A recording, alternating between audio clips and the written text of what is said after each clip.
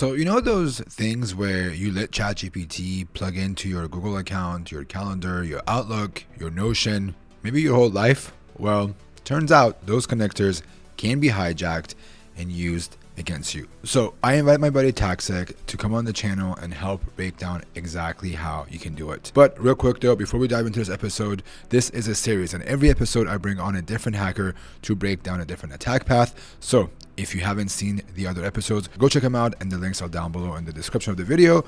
And if you want to see somebody on this channel next, drop their names in the comment section. That is literally how I pick the guest. It's based on who you invite and also who our guests are recommending.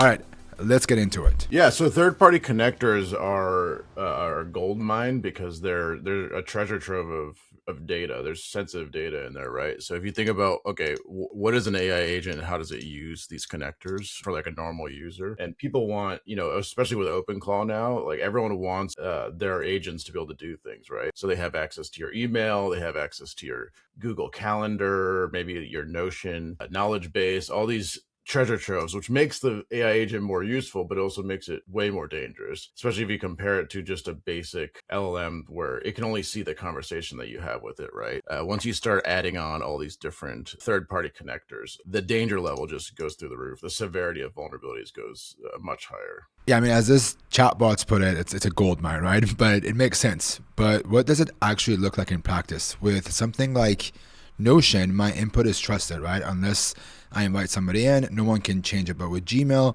anyone can send me an email. So how does somebody actually abuse this and maybe hijack some sessions or steal private data? So AI agents are actually vulnerable to the same thing humans are, which is phishing attacks, basically. Like you can basically phish an AI agent in a way. They're vulnerable to similar sorts of like social engineering type attacks. So you can actually send someone an email and give it like some sort of a framing device, like, oh, here's a challenge for this AI to solve, or use some sort of encoding technique to try to trick the AI. And then so when just imagine a normal user, right? You want to have it check your email. Nobody likes to check their email, right?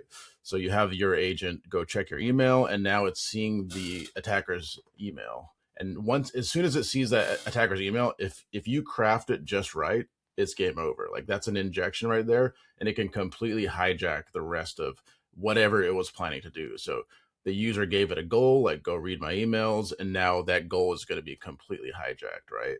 So now the attacker has full control of this agent and all of the power that the agent has, which includes your email now. So let me get this straight. The goal goes from go through my inbox, clean it up, and do whatever this attacker puts in there, right? Send an email to my CEO telling him to screw off, whatever that could be. And then the agent has all the permissions, just working for somebody else that's not me. And the scary part is probably what your email is actually wired into and what kind of access it has, right? Yeah, exactly. Like if you think about it these days, your email is the main key to all of your accounts. Like people log in via email, people log in, they use password reset in their email. Like everything's tied to email these days. So there's all kinds of gold in there. One of the biggest dangers of these third-party connectors in an AI agent is, let's say, for example, with our initial email example, if you can imagine it has full access to your email, what all the different things that it can read and also like give to the attacker with the right mechanism, right? So you can imagine a super sensitive conversation you have with a loved one. It could be like proprietary business information. It could be a password reset email, and maybe you could take over, like do an account takeover.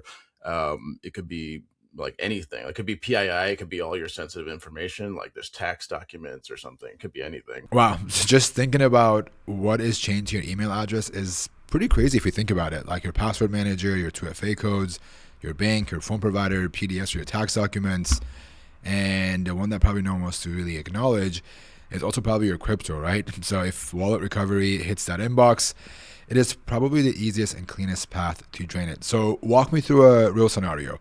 I know you have actually pulled this off in the past. Do you have some sort of a bug bounty example? At a live hacking bug bounty event, I was able to get some of these sorts of attacks that use third-party connectors with AI agents. And so basically the flow is there's three ingredients that you need. First, you need a way to get a prompt injection payload into the context of the agent, right? So that's like the input. Then you need some target information to grab. So the sensitive information. And then the third part is you need a way to get the data exfil out of the agent, right? You need a way to get it to the attacker. What's interesting is the third party plugin can actually be all three of those, or it can be one or two of those, right? So in at this live hacking event, I was able to find a connector that is able to talk to email and calendar, and you're actually able to target. So I did a couple POCs, but basically one of the POCs, for example, would have an email that gives a prompt like it's giving the AI agent something to solve, and also uses a layer of encoding to trick the guardrails. So that, like I said earlier, basically, if you put enough effort into that prompt and you pick the right words, you can hijack it. And it does take some time to bypass that model layer, to jailbreak it, so to speak. So first, figure out the flow. Okay, I need to get a prompt injection in there, and then you got to craft like a nice payload, right? And then the instructions that are hijacked in there were basically something like, okay, go to this other email, like password reset, or this email with tax information. Go to this email, use a connector, grab that information, and then put it into a URL. In this case, the attacker's website. So attacker.com/ and then put all of the data in there, like social security number, first name, last name, phone number, password reset token, whatever the case may be. And then in this case, it was like an image tag injection. So in the actual like chat bot area, or the AI agent area, there was a way to inject an image tag to the attacker's website. So from the user's perspective, when they're on the page, it automatically sends that request because it's trying to load that image.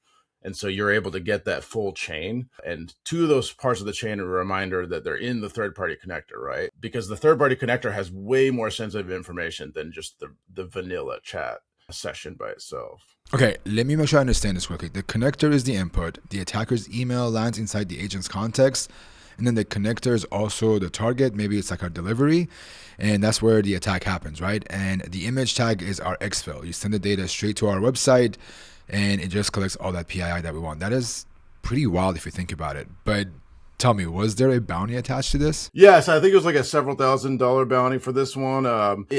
Something that you'll find with the bug bounty programs is everyone's trying to figure out how the severities work and how these vulnerabilities work, like how they estimate the severity. So sometimes you'll be surprised that it goes high, and sometimes you'll be surprised that it goes low. Like it's everyone's trying to figure it out right now. That's the thing, though. I feel like there is a need for us to have a CVSS for LLM findings, because if it's hitting one user, fine, it's one thing. But the second you can plant a prompt injection somewhere every user's agent reads from, I feel like that goes from like a single user to just a mass PII, maybe leakage or account takeover and things like that, and that could be very critical. But it's not critical every time, so it's going to be a tough one for us to figure it out. Back on the technical side, the image tag is one exfil channel, but it doesn't really have to be. What if you just had the agent send you like a calendar invite, and it drops your password reset token into the title, invites you, and you get access, right? So anywhere a connector has write access, it could be kind of crazy, right? So I have seen that as well. So that's funny that you say that. On a different engagement, there was basically something like that where